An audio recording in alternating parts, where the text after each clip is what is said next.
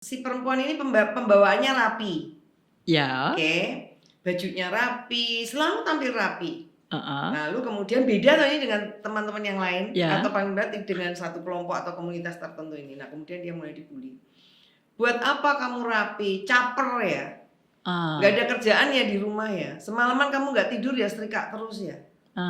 Terus emang kalau sudah rapi kenapa? Jadi pintar misalnya gitu. Terus gitu. Nah, si pembuli awalnya bisa jadi iseng. Ya. Tapi memang orang tidak akan pernah membuli kalau tidak punya kuasa.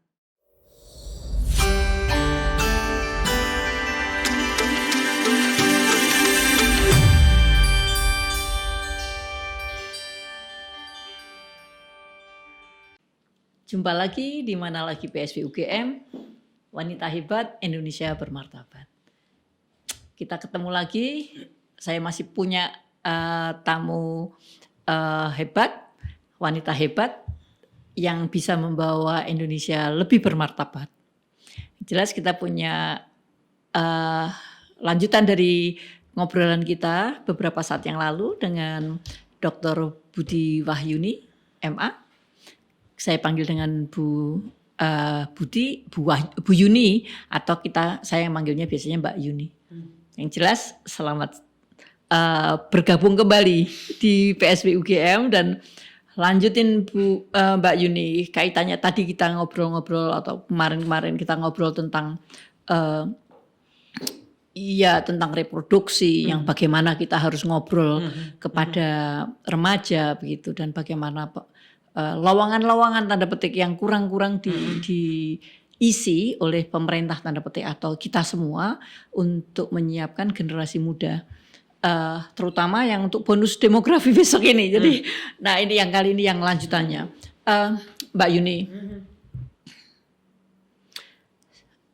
Saya itu kadang sedih gitu ya kalau melihat stigma orang yang tanda petik hamil, anak-anak remaja sebelum menikah, kemudian dibully gitu.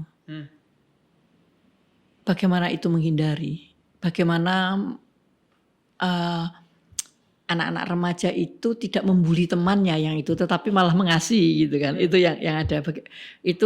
Jadi itu menjadi satu contoh yang tidak, ya supaya kita tidak atau remaja itu tidak mengulang apa yang dilakukan temannya tanda petik, dan tidak menjadikan temannya itu jadi lungkreh, tidak semangat, habis masa hidupnya tanda petik begitu. Kira-kira seperti apa Mbak Yuni? Kalau jadi begini, situasi ini terkait dengan kehamilan tidak dikehendaki itu kalau di sekolah, maksudnya masa-masa sekolah, itu rata-rata memang diminta untuk mengundurkan diri secara hormat. Secara hormat. Yo DO podo wae bahasane. Tapi kalau anak SMP SMA kan ya. Tapi kalau mahasiswa kan nggak apa-apa juga kan? Nggak apa-apa, tapi untuk sekolah kesehatan itu ada peraturan sampai 4 semester. Dia harus mengundurkan diri 4 semester atau tidak aktif? Tidak boleh hamil sampai dengan 4 semester, 2 tahun ya. Ini sekolah kesehatan. Nah, persoalannya kan mereka-mereka ini khususnya SMP SMA ini kehilangan haknya untuk melanjutkan sekolah ya. Terus kadang mereka dipindahkan ke sekolah lain atau sekolah yang jauh di sana yang tidak terdengar. Betul. Nah, terus ini biasanya trio guru ini yang menangin nih. Siapa? Guru olahraga, guru BP sama kepala sekolah. 3 ini keputusannya rata-rata. Penentu kebijakannya itu. Kebijakannya, apakah dia diperbolehkan lanjut atau tidak, masih bisa ditutupin nggak kehamilannya, nanti nampak dari luar secara fisik gitu ya. Memang ada yang lolos tetap bisa, terutama kalau mereka mau ikut ujian atau ulangan semester akhir itu kan.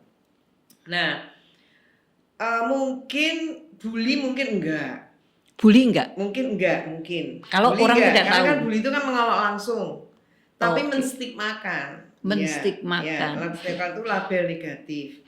Bahwa labelnya negatif itu ya dia perempuan nggak baik-baik, terus centil lah, geleman misalnya gitu ya. Terus yang laki nggak? Yang laki nggak, kultur kita kan masih patriarkat ya, jadi nggak terlalu, yang pasti jarang biasanya kalau yang laki juga diminta untuk mengundurkan diri, jarang. Karena pertama mungkin tidak ketahuan pelakunya, terus kalau ketahuan ya juga tidak terus kemudian diminta untuk mengundurkan diri, tetapi ada yang kemudian sekolah tegas ya dua-duanya mengundurkan diri misalnya gitu, atau kemudian pacarnya sekolah lain misalnya gitu. Nah, tapi menstigmakan iya. Karena kemudian mereka akan melanjutkan ke sekolah yang bukan sekolahnya dulu, sekolah yang lebih berkelas kesekian, sehingga saya sering bercanda dalam tanda petik, justru sekolah-sekolah yang bersedia menerima siswi yang bermasalah ini harusnya diapresiasi, bukan yang kemudian membersihkan demi nama sekolah lalu mereka diminta mengundurkan diri. Nah, dalam konteks bully atau bullying sendiri, ini memang masalahnya kompleks gitu ya. Jadi artinya bully sendiri itu kan sebetulnya kayak memperolok ya, menjatuhkan nama seseorang gitu ya. Bisa di depan umum, bisa di inilah, kemudian kecenderungannya kekerasan.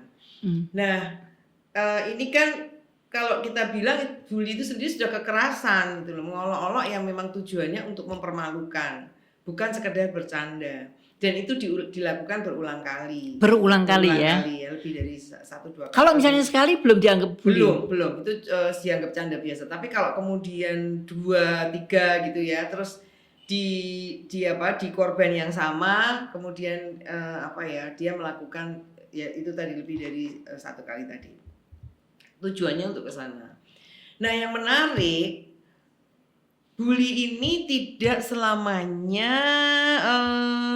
pada yang negatif. Jadi yang negatif. Pada sesuatu yang berbeda, ya. Misalnya.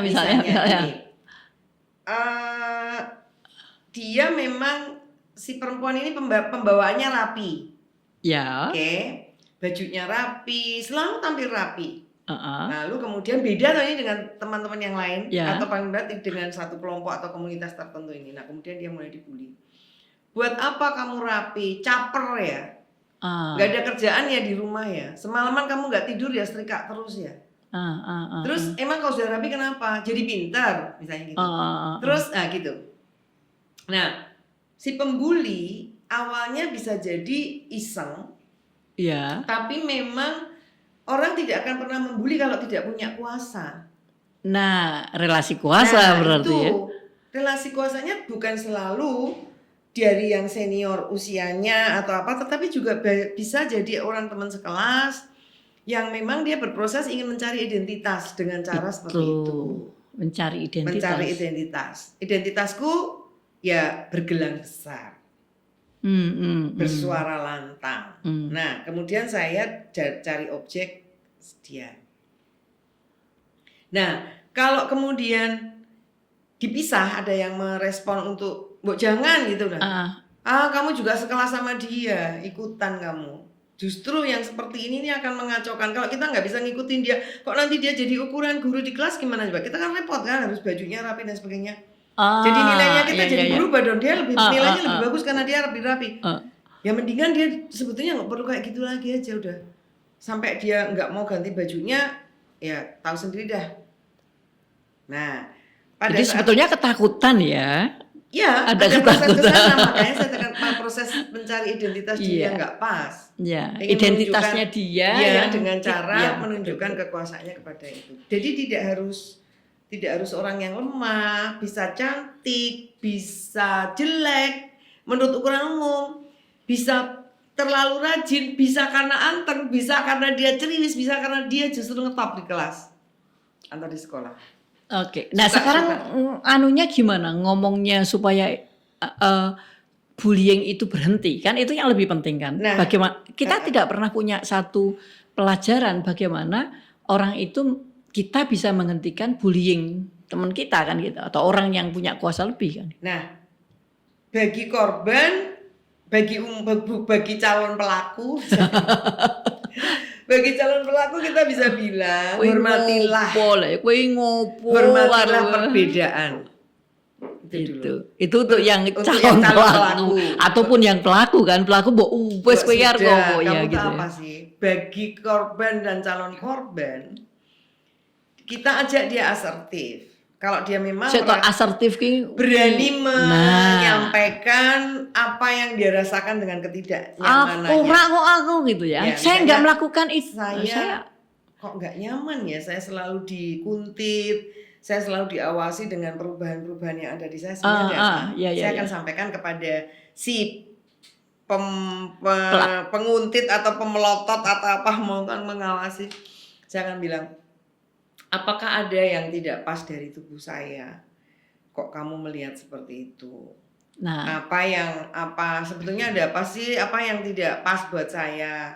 Kemampuan itu yang harusnya dimunculkan. Jadi kita sama-sama nggak melakukan kekerasan. Saya cuma ingin tanya, kok kamu melakukan seperti itu ke saya? Kenapa? Kan biasanya ngomong, loh ngapain? Aku kan nggak ngelihat kamu gitu. Ya, salah berarti aku. Maaf ya. Kegeeran aku berarti. Itu kan kemampuan maaf ya, itu. Aku kegeeran berarti. Aku pikir nah. kamu tuh ngeliatin aku, ternyata enggak. Toh yos maaf ya gitu ya. Oke. Jadi kemampuan itu yang sebetulnya komunikasikan. Iya. Terus dan kalau kan beberapa saat yang lalu sering ya beberapa misalnya terjadi misalnya saling melotot terus kemudian pukul-pukulan kan gitu. Nah ya, jadi ketersinggungan itu kan sebetulnya juga tidak berdiri sendiri ya menurutku. Karena si anak-anak hadir ke sekolah itu mungkin sudah ada masalah juga di rumah. Di rumah tidak diperhatikan. Lapar juga mungkin lapar. Terus kemudian dia ingin menunjukkan bahwa saya seperti ini. Ada loh satu pengalaman. Iya. Yang menarik itu mengatakan begini. Ini kebetulan anak pintar remaja perokok. Pintar, tapi dia ngerokok. Terus ngapain? Waktu saya tanya, kenapa waktu itu kamu ngerokok? Iya. Jadi dia bukan pintar, dia sudah mendapatkan apresiasi dari rumahnya. Iya. Selalu, keluarganya selalu membanggakan dia karena dia pintar, dia rajin. Dia terpenuhi lah apresiasi dari keluarga. Kalau tadi kan saya ceritakan apresiasi keluarga nggak ada. Nggak ada, ya. Ini ada. Ternyata apresiasinya itu tidak seperti yang dia harapkan. Saya cuma disanjung pintar, saya cuma disanjung ini, tidak diapresiasi yang lain. Oke. Nah, pelariannya dia itu ke rokok. Oh. Ya. Jadi dia bilang sendiri bahwa aku pengen menunjukkan saja bahwa aku beda dan orang akan mengatakan saya berani merokok. Nah. Saya berani merokok itu berarti saya pemberani. Tapi bukan berarti aku nggak diapresiasi di keluarga loh. Nah, tapi kan saya waktu bilang, nah, kenapa kamu tidak menyampaikan sebetulnya kamu ingin diapresiasi lagi di mana? Enggak, saya berpikir sebetulnya apresiasinya sudah cukup menurutku gitu. Karena selalu diperhatikan kok saya apapun. Kalau nggak boleh ya aku dikatakan nggak boleh, kalau boleh tapi kemudian apa gitu. Nah, ternyata dia menjadi orang yang berprestasi itu di masyarakat di komunitas dia itu nggak penting. Yang penting adalah dia berani ngerokok tadi. Jadi artinya nilai yang berbeda yang dia tidak aku juga ingin jadi pengakuan lagi ya, kembali lagi ya, pengakuan dengan cara seperti itu. Nah, bullying pengakuan dengan cara membuli. Oke. Nah, jadi banyak ya yang dia lakukan itu yang ya. Diskusi-diskusi ini kadang-kadang tidak mereka dapatkan. Oke. Tapi kan kadang-kadang kalau ditanya, gue kira aja nih kepengen diapresiasi bagian mana sih? Ya. Dia jawabnya, dia diem aja, dia nggak tahu sebetulnya. Memangnya banyak ya yang seperti itu? Ya kalau kita lihat nggak usah jauh-jauh dah. Kita jadi pengen apa loh gitu. Misalnya contoh yang paling gampang. Di traffic light. Di Jogja itu kalau udah di traffic light semua jadi buta warna. Set. Belok kiri. Set. Muter. Set gitu. Betul. Buta warna semua. Nah, terus ngopo, terus kemudian dia nggak pernah berpikir belok kiri, nyebrang, hanya terus muter. Cepatnya tuh berapa menit sih? Ya nanti dia gitu ya. Apa benar kalau saya kepingin sebatas cepat? Oh ternyata dia ingin jadi tontonan orang juga ya. Tuh. Antri, budaya antri kan kita juga lemah toh. Ya. Pernah loh saya itu terus terang wis podo dewasanya ini antri di bandara di X-ray itu shot gitu, saya bilang sopo tuh iki wis nyun sewu ya, iki bukan melabelkan sesuatu, bukan bias. Iya. Wis ayu wangi ora gelem antri lagi tak batin sopo tuh iki gitu. Jebule Mbak Budi tuh mati kayak aku ya lali sopo. Tapi aku bilang lagi ku batin, aku bilang apa mbak, lah wong wis ayu rapi wangi ngene kok ya ora gelem antri ki ngopo toh, aku bilang oh ngono ya mbak ya antri, aku bilang itu akan lebih Iya. gitu. Terus Oh ya udah artinya seperti itu ya. Jadi apakah dia itu memang tergesa-gesa benar, tapi kalau tergesa benar apakah dia juga ingin menunjukkan bahwa aku bisa yang tidak pas. Nah, aku bisa yang tidak pas, yang tidak tepat-tepat ini sajane akeh, banyak. Ya ayo kalau adik-adik anak-anaknya butuh teman, kita temenin karena memang yang kayak gitu itu kan tidak secara tegas ya kita ingatkan. Gak usah jauh-jauh. Aku ini penduduk Jalan Kapas 1 nomor 3A. Terus Jalan Kapas 1 itu ada larangan ke arah selatan. betul. Jalan Kapas itu ada larangan ke selatan. Di jam 6 pagi sampai 6 sore. Terus? Aku melintas dari selatan ke utara toh. Ya. Dan itu banyak mahasiswa UAD toh. Terus? Dan orang gelem muter toh. Dari utara langsung nyebrang ke selatan. Cedak. Tak tanya, kamu mau kemana? Mau ke tempat parkir kan? Iya bu. Kamu tahu nggak kalau itu nggak boleh? Tahu bu. Kamu mahasiswa mana? Bu Adi. Nah maksudku, aku bukan mendiskreditkan UAD-nya loh. Iya. Tapi saya bilang, kira-kira dosen kuwi mau nek mulang nganggo sing koyo ngono ora yo? Oke. Dosen ki mbok nek mulang rada diciprati sithik-sithik sing kira-kira ora pas kuwi ngono lho maksud itu. Kan itu disonding-sondingkan. Kalau pelajaran etika tok mungkin ya ora ono to. Ya. Kita memang sudah tidak ada budi pekerti dan sebagainya. Tapi paling tidak kita tidak memberikan contoh yang tidak benar dan kita sedikit mengingatkan kalau itu tidak pas. Nah, disadari atau tidak anak-anak ini kan nyontoh. Iya. Kalau toh dia tidak nyontoh dari rumah, ya mungkin nyontoh dari temannya yang ya atau orang lain yang dia akan bisa ngomong oh ya untung juga ya gitu. Oh aku nggak apa-apa kok, nggak ketangkep kok nah, gitu. Sampai misalnya kadang-kadang aduh medsos gitu kadang-kadang. Ada saiki kuwi mau dia mencari status diri ya itu yang ada. Nah kalau kita semua ngapresiasi apa sih salahnya, mau kita menghormati perbedaan kok. Dan yang penting lagi itu memahami ada aturan kan gitu. Ada Kesepakatan ya. Nah, Oke. Yang menarik bully-bully yang kecil-kecil ini akan menjadi kekerasan. Loh. Saya jadi bully kecil ini akan berpotensi menjadi kekerasan fisik. Misalnya, iki dikomentari, kamu tak komentarin kayak gini kok diem aja toh? Terus? Gimana cara membangkitkan dia supaya marah? Supaya dia betul-betul bisa ngakuin bahwa aku lebih berkuasa dari kamu. Mampu untuk mengontrol dia, gitu ya? Ya dia bisa menundukkan minimal. Kamu tak tundukkan dengan cara seperti itu nggak mandi, nggak manjur. Nggak manjur dengan cara yang lain lagi ya? Dengan cara yang lain lagi. Golei. Kamu cari ini kalau cewek ya, kalau cowok ya sederhana aja deh. Ngapain sih kamu tuh jalan aja pakai geleleng kayak gitu itu? Kamu rapi-rapi tuh mau deketin cewekku ya? Kalau perlu face to face, jangan berani kayak gitu. Tunggu ya kamu nanti di perempatan. Padahal perempatannya sudah di perlimaan, pertigaan. Nah, yang menarik karena kita ini juga selalu ditantang untuk sportif. Sportif loh ya, bukan sportif begini. Berani deh, bukan sportif, berani. Nah, dia mengatakan aku akan berani menerima tantangan itu, mosok sih. Oh, no tayangan TV berani menerima tantangan. Iya.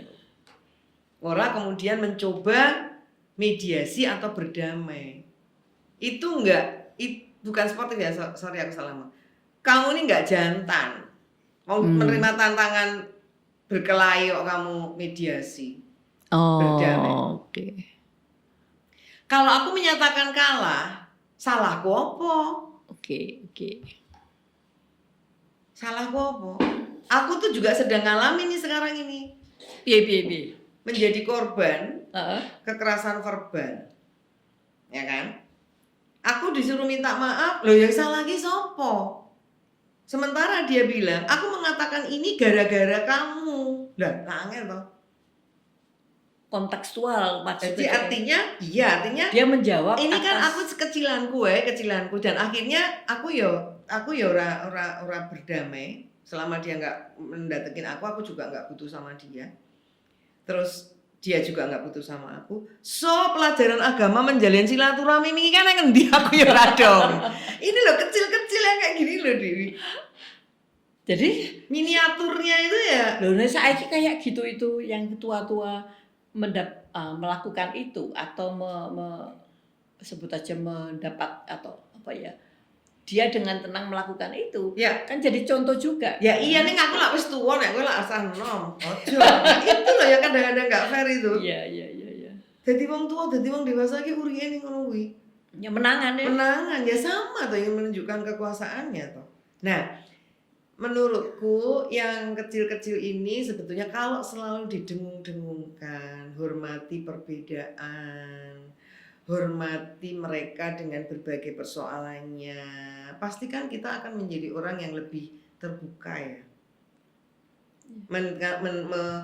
Menanyakan kenapa kamu di kelas kok diem aja, boleh nggak sih aku menyapamu boleh nggak sih aku menyapamu dengan bahwa kok kamu akhir-akhir ini pendiam, ada masalah apa? Kalau itu tidak dianggap intervensi ke pribadimu ya aku senang. Kalau enggak ya tak temenin kemana. Enggak. Kita sibuk dengan dunia kita masing-masing. Karena temannya kita sudah medsos. Ya. Dan ini racunnya luar biasa. Kalau enggak mampu menyaring ya. Ya itu. Ya. Orang yang dewasa aja hoax juga tenang banget kok. Iya. Nyebar informasi ya. dengan mudah. Ya, jadi artinya tadi saya katakan kekerasan yang kecil-kecil tadi menjadikan potensi untuk KDRT. Kekerasan terhadap teman dulu. Kalau itu perempuan ya berarti kekerasan terhadap perempuan.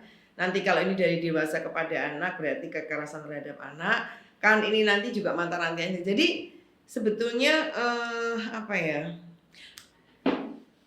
Memberikan support untuk menjadi dirinya sendiri, menghormati perbedaan, kemudian kita juga mendiskusikan pilihan-pilihan kamu seperti itu penting gitu. Komunikasi. Ya betul, kuncinya di komunikasi. Dan bahkan kadang saya juga bilang komunikasi kan seneng ya kalau misalnya bisa face to face, tapi minimal lewat telepon atau menyapa apalah minimal. Jadi kadang-kadang saya masih ingat teman saya yang selalu waktu itu saya tanya, ngapain toh kamu tuh kok selalu mengantarkan anakmu gitu ke sekolah. Terus dia bilang dibela-belain istilahnya. Enggak, soalnya aku tuh bisa komunikasi sama anakku. Iya, sepanjang jalan dari rumah sampai sekolah itu toh walaupun naik sepeda motor. Itu mesti kan ada gangguan toh. Ya tapi lumayan gitu, dia bilang gitu. Masih bisa aku komunikasi. Kalau enggak, nanti dia berangkat sekolah dengan yang lain, terus pulang sekolah aku juga masih kerja, nanti aku pulang kerja dia sudah tidur, aku nggak punya ruang sama sekali gitu. Jadi tidak belain. Jadi kadang-kadang yang sederhana ini dia makanya berarti kan sebetulnya kemampuan masing-masing ya. Betul. Untuk melihat atau untuk iya dengan jeli ya, dan mengkritisi. Dan dia akan menjadikan orang lain atau anaknya lebih tercukupi ya, lebih tercukupi kebutuhannya kan. Makanya menarik loh Dewi, ada istilah, aku tuh juga lagi ngamatin dari anak muda. Ucapan ulang tahun itu lah sesama misalnya kepada yang apa gitu. Selamat ulang tahun ya, semoga menjadi kebanggaan keluarga, semoga menjadi kebanggaan orang tua. Karena ternyata sukses sekolah itu orang tuanya belum tentu bangga ya. Oh iya toh. Iya. Karena indikatornya macam-macam. Indikatornya nikah, indikatornya terus golek gawean. Indikatornya duitnya akeh. Jadi iya. Jadi selamat ya, selamat ulang tahun, semoga menjadi kebanggaan orang tua, semoga menjadi kebanggaan keluarga. Waktu saya tanya, kamu tuh ucapannya kok kayak gitu toh? Ibu nggak ngerti po, misalnya gitu. Ibu itu si bocah enom gitu. Ibu nggak tahu toh Bu. Apa? Banyak orang tua yang nggak bangga sama anaknya karena tuntutannya macam-macam. Tuntutannya Jadi saya jadi orang tua ya susah kabeh. Kudu ini ya. Makanya jadi aku dari dulu tuh selalu gini loh. Tapi rada ndesit ya aku ya.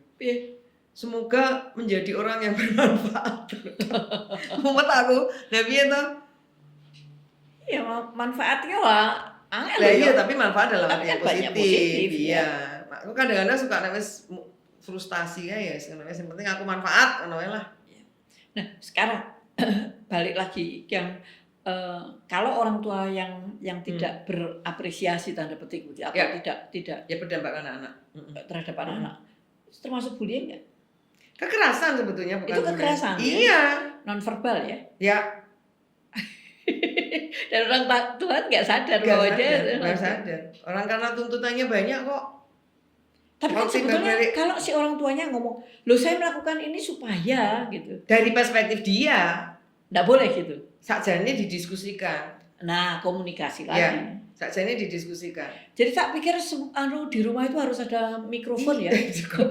Kemarin itu dibuatin satu apa ya miniatur yang katanya dengan mikrofon dari gitu ya. Kecil aja ya.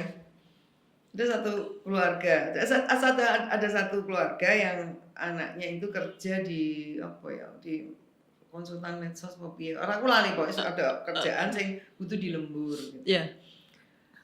Wah, gimana toh ya? Kalau lembur itu kan sebetulnya kan mismanagement ya aslinya ya. Dia bilang mengusung HAM kok ternyata menjadi pelaku kekerasan. Ngono komentari. Diskusi ke aku. Nah, suatu hari aku nyetuk pengen temanku ini pengen dibuatin dengan cepat ya. Terus dikomentarin lah sama si anak ini wong tuane. Wah, ternyata ibu yang nggak beda dengan sing tak konsul ke wingi. Wah, diwalek. Ibu duka ngene. Wah, sopan Loh, kan aku cuma kemarin kita diskusikan. Sekarang ibu jadi pelaku. Tapi kata-kata itu kan ya inilah dia bilang, aku kan dalam rangka diskusi kan kita fair ya, terbuka ya. Jadi artinya kadang-kadang kita ini memang double standar. Orang double kadang-kadang juga triple. Betul. Triple. Ya.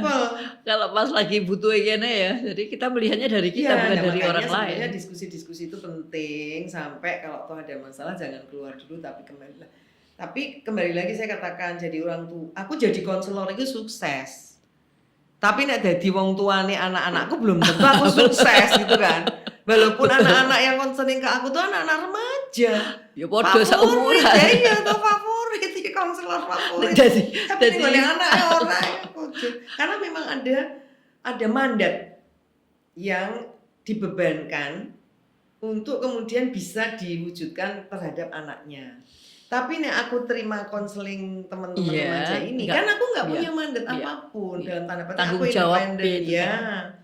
Tidak punya profesional tanggung jawab untuk menjadikan si anak itu kaya ngopo. Tanggung jawabnya ya menemani. Ya, itu nanti terus ngomongnya, aku bekerja profesional. Gitu. Tapi kembali ke bullying tadi itu ya, menarik karena dulu itu dilakukan cowok sama cowok dan individu. Nah, nek gelut iyo dhewe saiki sekarang bergerombol. Golek konco. Itu kan juga antara lain ada apa ya, rasa takut, rasa apa gitu ya, semangat. Beramai-ramai lah. Nah, ini sekarang ya dulu dilakukan ke temen cowok ke temen cewek. Ya. Nah, sekarang ini beberapa kali berita kan dari pelakunya cewek, korbannya cewek. Iya, beberapa. Ya kan? Ya, nah, ya. Dan tolong dilihat, please, ujung-ujungnya apa? Rebutan cowok. Gue sing sangat prihatin. sangat prihatin. Aku masih ingat loh, dalam satu diskusi itu ada orang tua itu diskusi nih, orang tua itu sampai mengatakan gini, silahkan kamu rebut itu prestasimu, satu catatanku, jangan rebutan cowok. Itu Dikone gitu. Oh, Ngomongnya begitu, ibu-ibu ngomongnya itu begitu ya. begitu vulgarnya loh waktu itu tuh. Patrinya gini, oh iya. Ojo rebutan cowok, saru. Terus yang kedua apa, Dek? Ojo rebutan pangan. Nah, nilai-nilai yang kayak gini nih Itu padahal dari rumah kan. Itu kan dari rumah harusnya. Ya iya, memang. Dan sekarang Ojo kalau di rumah rebutan. Sampai ya urutannya tuh waktu itu saya masih kelingan banget tuh dalam satu diskusi kecil tentang nilai-nilai kearifan lokal ngono. Ojo rebutan cowok, ojo rebutan pangan, ojo rebutan warisan. ya. Tiga itu beliau tuh. Terus aku mikir kan zaman cilik biar ora mikir warisan, ora mikir apa, tapi bareng wis tuwek ini oh iya ya pesan itu sangat mengena sakjane. Ya memang benar Ya, sebenarnya jadi gitu. artinya Ya, bolehlah boleh, berprestasi, itu kan kita berlomba-lomba berebut ya. Tapi untuk urusan yang tiga itu sebaiknya tidak, karena memang tidak ini ya. Jadi nah ini tadi kembali ke bullying itu nilai-nilai juga, karena kemudian itu syarat dengan kekerasan, nanti bisa kekerasan fisik itu bisa kekerasan yang sifatnya mungkin dengan senjata tajam dan tidak. Dan kemudian si pelaku ini kalau perempuan yang ingin menunjukkan bahwa saya kuat dan saya bisa seperti cowok. Wes selesai. Iya, nah, apapun dia akan temu dan orang kemudian akan mengatakan begini, kok tega ya? Kan dilakukan oleh perempuan.